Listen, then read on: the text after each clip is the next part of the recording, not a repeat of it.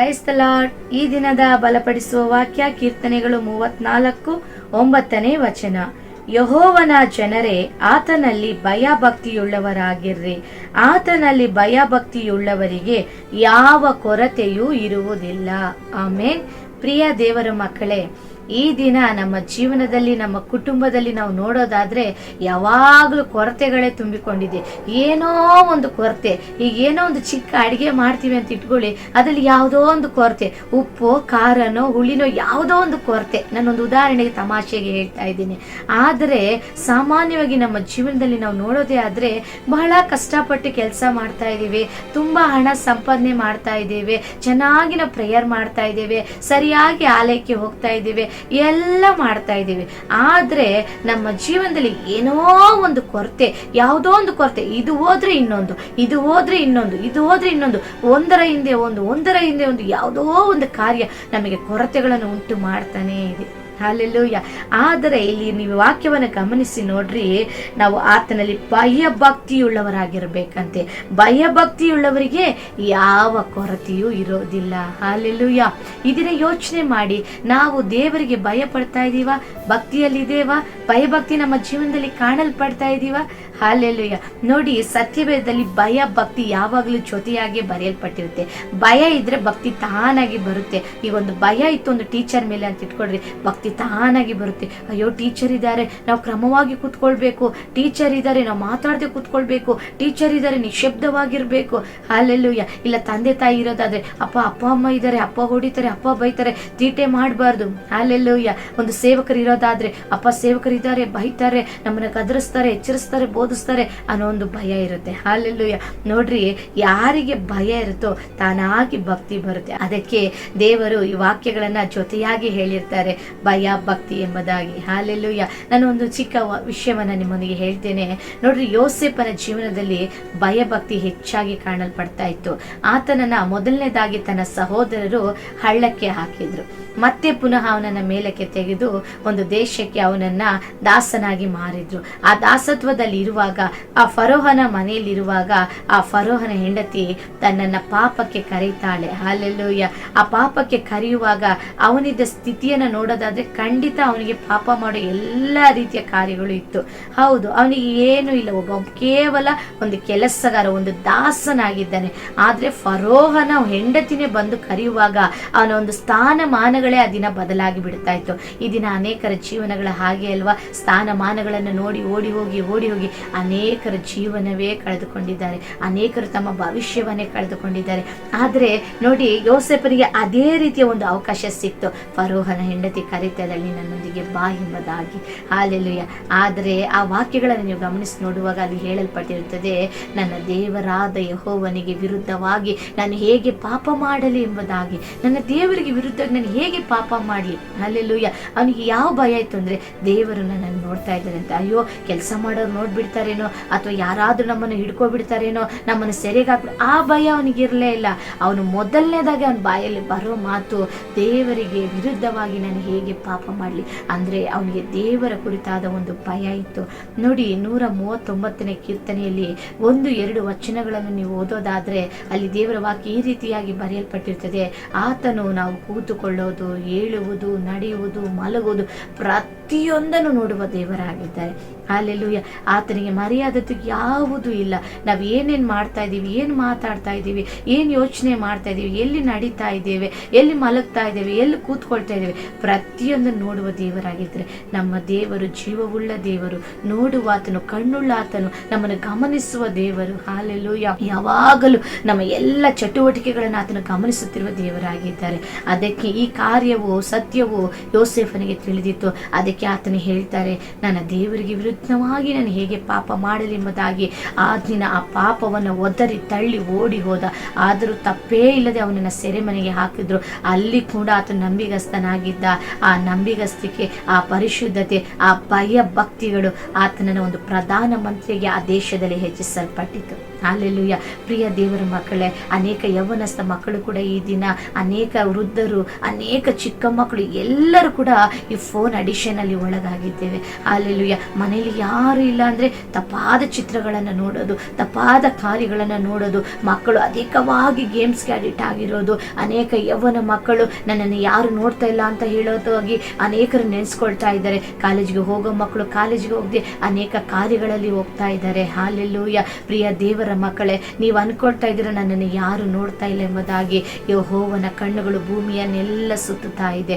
ಆತನು 7 ಕಣ್ಣುಳ್ಳ ಆತನ ಕಣ್ಣುಗಳು ಭೂಮಿಯನ್ನೆಲ್ಲ ಸಂಚರಿಸ್ತಾ ಇದೆ. ಹಾಲೆಲೂಯ. ದಾವೀದನು ಹೇಳ್ತಾನಲ್ವಾ, ಆತನು ಯಾವಾಗಲೂ ನಮ್ಮನ್ನು ನೋಡುವ ದೇವರು, ನಮ್ಮ ಮೇಲೆ ದೃಷ್ಟಿ ಇಟ್ಟಿರುವ ದೇವರು, ನಮ್ಮನ್ನು ಗಮನಿಸುವ ದೇವರು. ಪ್ರಿಯ ದೇವರ ಮಕ್ಕಳೇ, ನನ್ನನ್ನು ಯಾರು ನೋಡ್ತಾ ಇಲ್ಲ ಎಂಬುದಾಗಿ ಅನೇಕ ರೀತಿ ನೀವು ಪಾಪ ಮಾಡ್ತಾ ಇದ್ದೀರಾ, ಅನೇಕ ತಪ್ಪುಗಳಿಗೆ ಒಳಗಾಗಿದ್ದೀರಾ.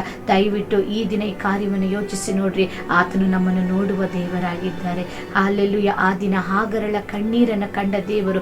ಆಗ ಆಕೆ ಒಂದು ಹೆಸರಿಡ್ತಾಳೆ, ಎಲ್ರೋಹಿ, ನನ್ನನ್ನು ಕಾಣುವ ದೇವರು. ಹೌದು, ಆತನು ಕಾಣುವ ದೇವರು. ಇನ್ನು ಅನೇಕರು ಕೆಲವು ವೇಳೆ ದುಃಖದಲ್ಲಿ, ಕಣ್ಣೀರಿನಲ್ಲಿ, ನಿರುತ್ಸಾಹದಲ್ಲಿ, ಬೇಸರದಲ್ಲಿ ಕುಗ್ಗಿ ಹೋಗಿ ನಿಮ್ಮ ಮನೆಯಲ್ಲಿ ಮೂಲೆಯಲ್ಲಿ ನೀವು ಅಡಿಗೆ ಕೂತ್ಕೊಂಡಿರ್ಬೋದು. ಆದರೂ ಈಗಲೂ ಹೇಳ್ತಾ ಇದ್ದೇನೆ, ಆತನು ಕಾಣುವ ದೇವರು, ನಿಮ್ಮ ಎಲ್ಲ ಕಾರ್ಯಗಳನ್ನು ಕಾಣುವ ದೇವರು. ನಿಮ್ಮನ್ನು ಯಾರು ನೋಡ್ತಾ ಇಲ್ಲ, ನಿಮ್ಮನ್ನು ಯಾರು ಗಮನಿಸ್ತಾ ಇಲ್ಲ, ನಿಮ್ಮನ್ನು ಯಾರು ವಿಚಾರಿಸ್ತಾ ಇಲ್ಲ ಅಂತ ಸೋತೋಗ್ತಾ ಇದ್ದೀರಾ. ಖಂಡಿತವಾಗಿ ನಿಮ್ಮನ್ನು ನೋಡುವ ದೇವರಾಗಿದ್ದಾರೆ. ಅಲ್ಲೆಲ್ಲೂಯ. ನಿಮ್ಮ ಕೊರತೆಗಳು ಯಾವುದೇ ಇರೋದಾದ್ರೆ ಈ ದಿನ ದೇವರ ಕೊರತೆಗಳನ್ನೆಲ್ಲ ನೀಗಿಸ್ತಾರೆ. ಆದರೆ ನೀವು ಮಾಡಬೇಕಾದ ಒಂದೇ ಒಂದು ವಿಷಯ, ಆತನಿಗೆ ಭಯಪಡುವವರಾಗಿರ್ರಿ, ಆತನಲ್ಲಿ ಭಯಭಕ್ತಿಯುಳ್ಳವರಾಗಿರ್ರಿ. ದೇವರ ವಾಕ್ಯದಲ್ಲಿ ಇರುವ ಪ್ರಕಾರ ನೀವು ಜೀವಿಸೋದೇ ಆದರೆ ಖಂಡಿತವಾಗಿ ಯಾವ ಕೊರತೆ ಇಲ್ಲದಂತೆ ಕರ್ತನು ನಿಮ್ಮನ್ನು ನಡೆಸ್ತಾರೆ. ಒಂದು ಚಿಕ್ಕ ವಿಷಯವನ್ನು ನಾನು ನಿಮಗೆ ಹೇಳ್ತೇನೆ. ಒಂದು ತಂದೆ ಮತ್ತು ಮಗಳು ರಸ್ತೆಯಲ್ಲಿ ನಡೆದುಕೊಂಡು ಹೋಗ್ತಾ ಇದ್ರಂತೆ. ಆಗ ಪಕ್ಕದಲ್ಲಿ ಒಂದು ಚಿಕ್ಕ ತೋಟವಿತ್ತಂತೆ. ಅದು ಟೊಮೊಟೊ ತೋಟ ಇತ್ತಂತೆ. ಆ ಟೊಮೊಟೊ ಹಣ್ಣುಗಳನ್ನು ನೋಡಿದಾಗ ತಂದೆಗೊಂದು ಆಸೆ ಬಂತು, ಇಲ್ಲಿ ಯಾರು ಕಾವಲುಗಾರರಿಲ್ಲ, ಇಲ್ಲಿ ಇಷ್ಟೊಂದು ಹಣ್ಣುಗಳು ಇದೆಯಲ್ಲ, ಸ್ವಲ್ಪ ನಮ್ಮ ಮನೆಗೆ ಕಿತ್ತುಕೊಂಡು ಹೋಗೋಣ ಎಂಬುದಾಗಿ ಆ ತಂದೆ ಹೇಳಿದಂತೆ, ಮಗಳೇ, ನಾವು ಒಂದು ಸ್ವಲ್ಪ ಟೊಮೊಟೊ ಹಣ್ಣುಗಳನ್ನು ಕಿತ್ತುಕೊಂಡು ಹೋಗೋಣ, ನೀನು ಇಲ್ಲಿ ಬಂದು ನಿಂತುಕೋ, ನಾನು ಒಳಗಡೆ ಹೋಗಿ ಅಲ್ಲಿ ಟೊಮೊಟೊ ಹಣ್ಣುಗಳನ್ನು ಕಿತ್ತುಕೊಂಡು ಬರ್ತೇನೆ. ಯಾರಾದರೂ ಬರೋದಾದ್ರೆ ನೀನು ನನಗೆ ಒಂದು ಸ್ವಲ್ಪ ಎಚ್ಚರಿಕೆ ನೀಡು, ನನ್ನ ಗಮನಕ್ಕೆ ಅದನ್ನು ತೆಗೆದುಕೊಂಡು ಬಾ, ನಾನು ತಕ್ಷಣ ಹೊರಗೆ ಓಡಿ ಬರ್ತೇನೆ ಎಂಬುದಾಗಿ. ಅಲ್ಲೆಲ್ಲೂಯ. ಆಗ ಪುಟ್ಟ ಹುಡುಗಿ ಹೇಳಿದ್ಲಂತೆ, ಅಪ್ಪ, ಯಾರು ನೋಡ್ತಾರೋ ಇಲ್ವೋ ಗೊತ್ತಿಲ್ಲ, ನೀವು ಹೇಳ್ತಾ ಇದ್ರೆ ಯಾರಾದರೂ ನೋಡೋದಾದ್ರೆ ನನಗೆ ಹೇಳು ಅಂತ.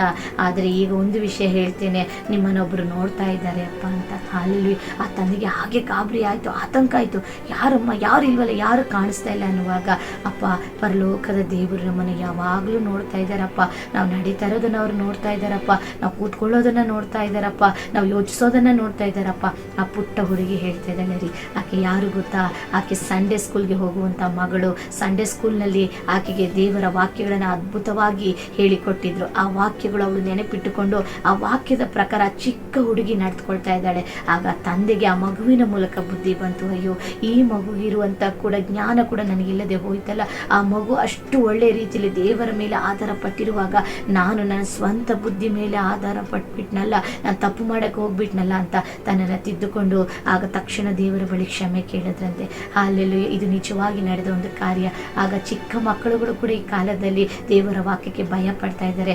ಅನೇಕ ದೊಡ್ಡವರು, ವೃದ್ಧರು ಇನ್ನೂ ಕೂಡ ಇಷ್ಟು ಕಾಲ ಕೂಡ ನಾವು ಬದುಕಿ ಕೂಡ ಇನ್ನು ದೇವರ ವಾಕ್ಯಕ್ಕೆ ಒಳಗಾಗದೆ ಅನೇಕ ರೀತಿಯ ಅನ್ಯಾಯಗಳನ್ನು, ಅನೀತಿಗಳನ್ನು, ಮೋಸಗಳನ್ನು ಮಾಡ್ತಾ ಇದ್ದೇವೆ. ಇನ್ನು ದೇವರಿಗೆ ಇಷ್ಟವಿಲ್ಲದೆ ಇರೋ ಕಾರ್ಯಗಳಲ್ಲಿ ನಮ್ಮನ್ನು ತೊಡಗಿಸ್ಕೊಂಡಿದ್ದೇವೆ. ದೇವರಿಗೆ ಇಷ್ಟವಿಲ್ಲದೆ ಕಾರ್ಯಗಳನ್ನು ಮಾಡ್ತಾಲೇ ಇದ್ದೇವೆ, ಸತತವಾಗಿ ಮಾಡ್ತಾ ಇದ್ದೇವೆ. ಆದರೆ ಒಂದು ಸ್ವಲ್ಪವೂ ಕೂಡ ದೇವರಲ್ಲಿ ನಮಗೆ ಭಯಭಕ್ತಿಯೇ ಇಲ್ಲ. ಈ ಭಯಭಕ್ತಿಯೇ ಇಲ್ಲದೆ ಹೋದರೆ ಆತನು ಹೇಳ್ತಾ ಇದ್ದಾರಲ್ವಾ, ನಿಮ್ಮಲ್ಲಿ ಕೊರತೆಗಳು ಇದ್ದೇ ಇರುತ್ತವೆ ಎಂಬುದಾಗಿ. ಅಲ್ಲೆಲ್ಲೂಯ. ಅನೇಕ ಸಾರಿ ಯೋಚನೆ ಮಾಡ್ತೀರಾ, ನನಗೆ ಯಾಕೆ ಈ ಕೊರತೆಗಳು, ನನಗೆ ಯಾಕೆ ಈ ಕಷ್ಟ, ನನಗೆ ಯಾಕೆ ಈ ಶೋಧನೆ, ಯಾಕೆ ನನಗೆ ಈ ಸಮಸ್ಯೆ. ಅಲ್ಲೆಲ್ಲೂಯ.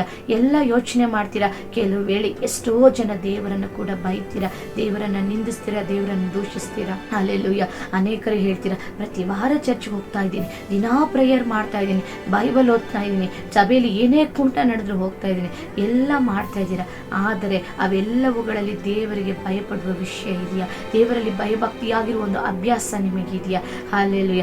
ಪ್ರತಿ ಕ್ಷಣ ಒಂದೊಂದು ಸೆಕೆಂಡ್ ಕೂಡ ನೀವು ಯೋಚನೆ ಮಾಡಬೇಕು, ನನ್ನ ದೇವರು ನನ್ನನ್ನು ನೋಡ್ತಾ ಇದ್ದಾರೆ, ನಾನು ಎಲ್ಲ ವಿಷಯದಲ್ಲಿ ದೇವರಿಗೆ ಭಯಪಡಬೇಕು, ಎಲ್ಲ ವಿಷಯದಲ್ಲಿ ಭಕ್ತಿಯಾಗಿರಬೇಕು.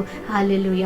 ಭಯನೂ ಇರಬೇಕು, ಭಕ್ತಿನೂ ಇರಬೇಕು. ಬರೀ ಭಯಪಟ್ಟು ಭಕ್ತಿ ಇಲ್ಲ ಅಂದರೆ ಅದು ಯಾವುದಕ್ಕೂ ಪ್ರಯೋಜನ ಇಲ್ಲ. ಮೊದಲನೇದಾಗಿ ದೇವರಿಗೆ ಭಯಪಟ್ಟು ಭಕ್ತಿಯಾಗಿರ್ರಿ, ಪ್ರಾರ್ಥನೆಯಲ್ಲಿ ಭಕ್ತಿಯಾಗಿರ್ರಿ, ವಾಕ್ಯ ಧ್ಯಾನದಲ್ಲಿ ಭಕ್ತಿಯಾಗಿರ್ರಿ, ಆಲಯ ವಿಷಯಕ್ಕೆ ಹೋಗೋದ್ರಲ್ಲಿ ಭಕ್ತಿಯಾಗಿರ್ರಿ, ಪ್ರತಿ ವಿಷಯದಲ್ಲಿ ಭಕ್ತಿಯಾಗಿರ್ರಿ.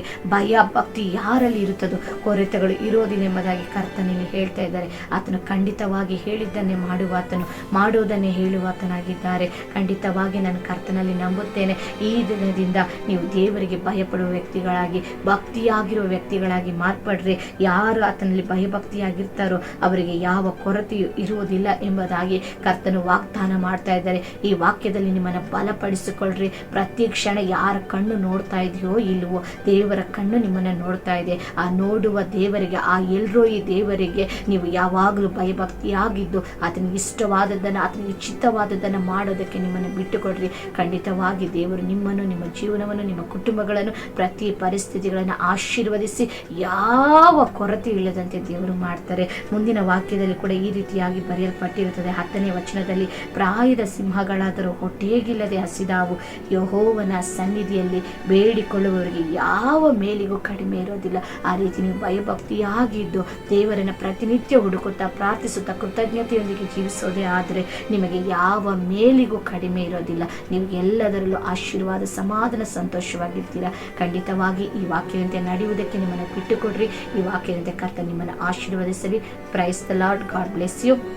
ನಿಮ್ಮಲ್ಲಿ ಒಂದು ಚಿಕ್ಕ ಮನವಿ, ಅನೇಕರು ದಿನನಿತ್ಯವೂ ಈ ಒಂದು ಕಾರ್ಯವನ್ನು ನೋಡ್ತಾ ಇದ್ದೀರಾ, ವಾಕ್ಯಗಳನ್ನು ಕೇಳ್ತಾ ಇದ್ದೀರಾ, ಅನೇಕರು ಇದಕ್ಕೆ ನಿಮ್ಮನ್ನು ಒಪ್ಪಿಸಿಕೊಡ್ತಾ ಇದ್ದೀರಾ, ಇದಕ್ಕೆ ನೀವು ಒಳಗಾಗ್ತಾ ಇದ್ದೀರಾ.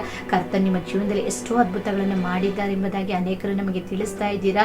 ಇನ್ನೊಂದು ಚಿಕ್ಕ ವಿಷಯ, ಇದನ್ನು ಇನ್ನು ಅನೇಕರಿಗೆ ದಯವಿಟ್ಟು ನೀವು ಶೇರ್ ಮಾಡಿ.